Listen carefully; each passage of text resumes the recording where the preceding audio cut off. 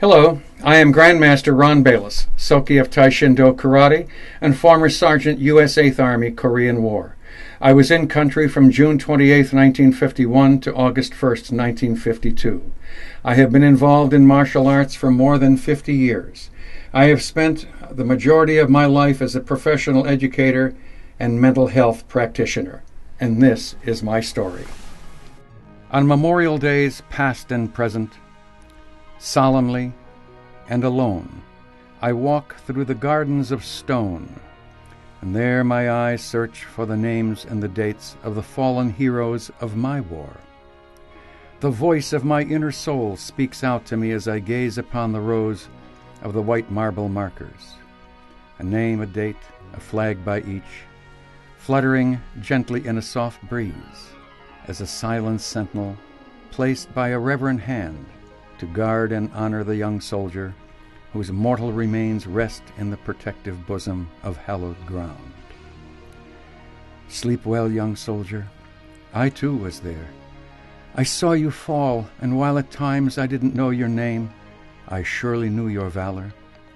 I recall other names and familiar faces frozen in time, even to eternity, who by fate would remain forever young, standing there with memories of winter unforgiving. I recall the faces of young men engaged in the mortal strife.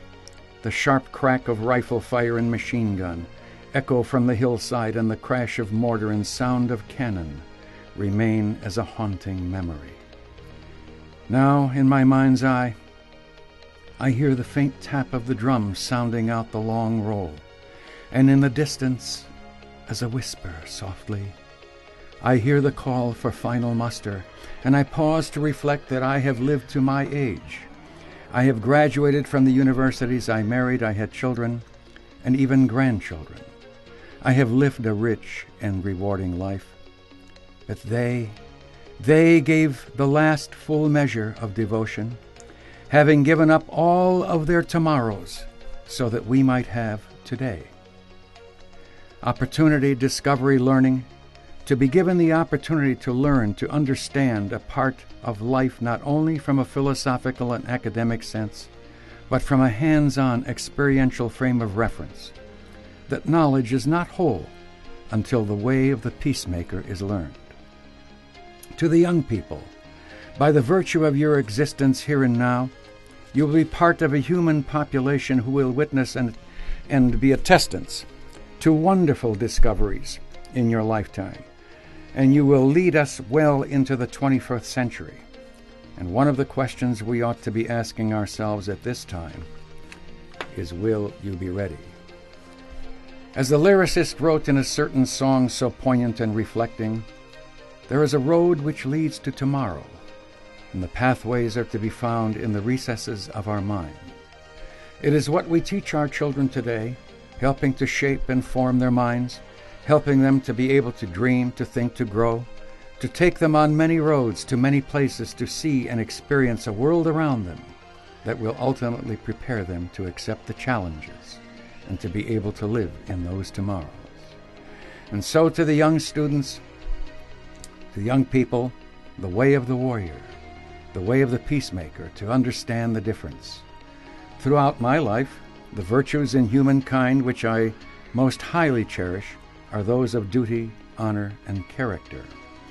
While at times these attributes were unclear to me, I began to learn that one of the most venerated and cherished is that of peacemaker. In my youth, I would ask, who is this? Who is that would be the peacemaker? Who is this in humankind? Let me know the thoughts, let me see the face. Who is this peacemaker? Some of my earliest recollections of going overseas started in San Francisco, California, when I boarded the troop ship, the USS Aiken Victory. I was told that was a Liberty ship that had been on D-Day in World War II, and we spent the next 17 days crossing the Pacific, going to Korea. I don't know that that was the worst 17 days in my life, but I do know that for the majority of that time I was seasick. We lined up in formation on the dock with all of our gear and equipment, our weapons, And as I stood there lined up, I remember an officer coming over to me, and he said, "Soldier," he said, what's your military occupation number?" And I said, I was an explosives person. I blew up things. And he said, "Well," he said, "that's really nice." He said, "You're in the infantry now, son, over there." And so that was my first experience. We boarded trains later on in that afternoon and started going north. And as we proceeded north, we were looking out the windows of this train that was chugging along at 10 and 15 miles an hour, looking at the rice paddies and seeing the burned out enemy equipment, the burned out tanks, trucks, troop carriers and so forth on their sides, burned out in the rice paddies, and we wondered what was in store for us.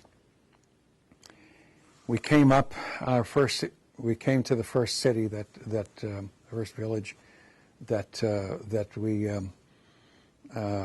we came into, and it was a city called Kunsani by the Yellow Sea.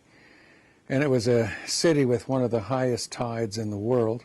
It was a place where it was considered as an alternative to the Incheon landing. We proceeded further north to cities near a base called Chuncheon in Korea, and there was heavy action going on at that time, towards the end of August into September and October of 1951, to take the city of Chuncheon because it had all of the topography, all the geography for an airfield. And so that the American military, U.S. military, United Nations forces needed that airfield for its light bombers and fighter planes, not only as a place where they could do emergency landings, but a place where they could depart from for their missions over into North Korea. I spent the majority of my service there, just around the 38th parallel and into North Korea. Happened to be, not happened, but was in places in harm's way in areas called the Punch Bowl, and certainly east of that in what it was known as the Iron Triangle, the Chorwan Kumwa area.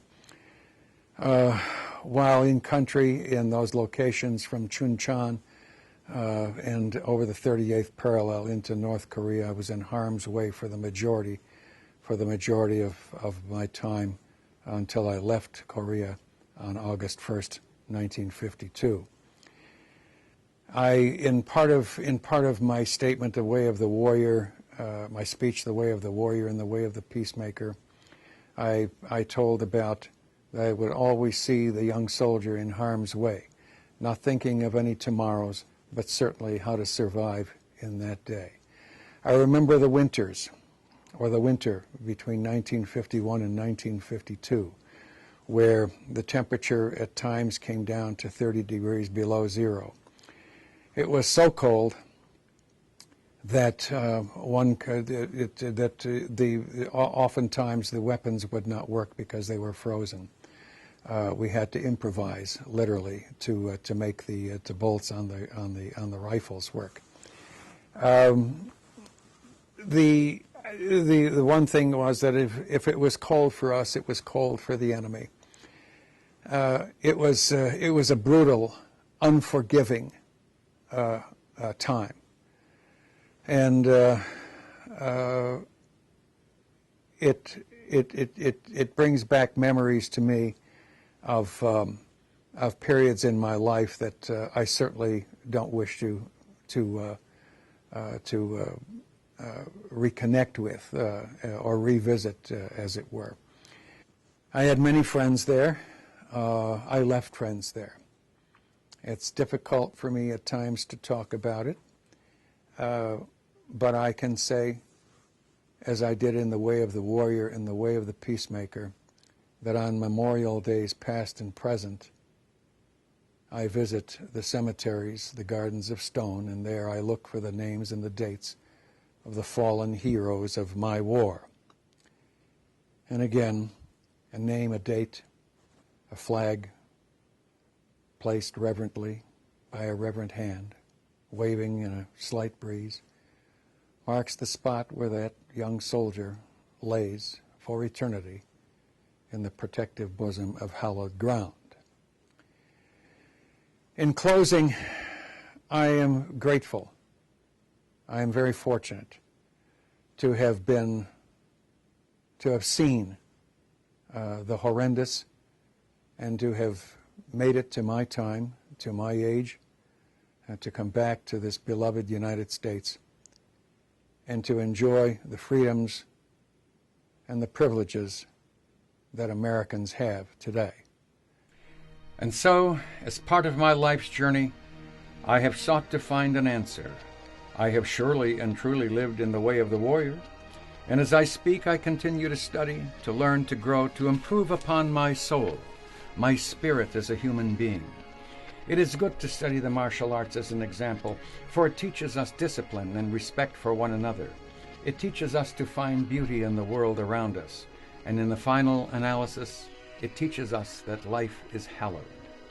The way of the warrior and the way of the peacemaker, to be able to understand the difference, a balance in life, to be able to treat people kindly and gently with dignity and consideration, but also to be ever mindful of those who would challenge the peace and tranquility of civilized people, to be ever vigilant and to be of firm resolve.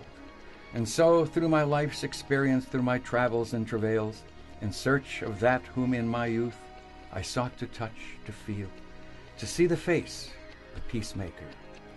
To see the face has been given to me, and now, as if through a portal of time I can clearly see, behold, it was me. The definition of samurai translates to serve. In his senior years, the founder, one of the great founders of karate, wore a plain grayish-white uniform with an unusual character displayed on his left breast. And when questioned as to the meaning of the character, was it a secret of sorts? Did he have mystical properties? Did the strange character give him his strength? The strange character so unobtrusively displayed by this distinguished grandmaster? He softly replied, "It means helper. I am here to serve and to help." To serve, to help was the uncompromising philosophy of this world grandmaster. Contrary to the picture of martial arts so often portrayed by the media, his challenge to all of us, to you, and the challenge I give to all, is to keep the concepts of to serve and to help in the forefront of your consciousness in your future endeavors. Honor, duty, integrity are mere words in a language. But on your road to seek a truth, a purpose in your life, these simple words will be as the compass which will guide you in the development of your character. The relationships you will encounter in your lifetime will be developed by your character.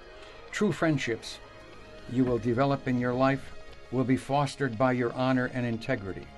And those friendships will become solid and enduring because of mutual respect and trust. You will travel many roads and see many places and experience many things in your life's journey and adventure, and you will come to many crossroads, where at times choosing the correct direction will be confusing. You will chance to encounter those who will say to you, "Take this road, for it's easier," or to take that road, for you will find your reward with less effort. Take heed, young folks. Take heed, young students. My advice is uncomplicated. Your faith shall be as the rudder of your ship to guide and steer you in a true direction, to discover a meaning and purpose in your life. And so my final counsel to you is, put your faith in God, listen to the advice of your mother and father, and first of all, and most of all, to thy own self be true. God bless, and thank you.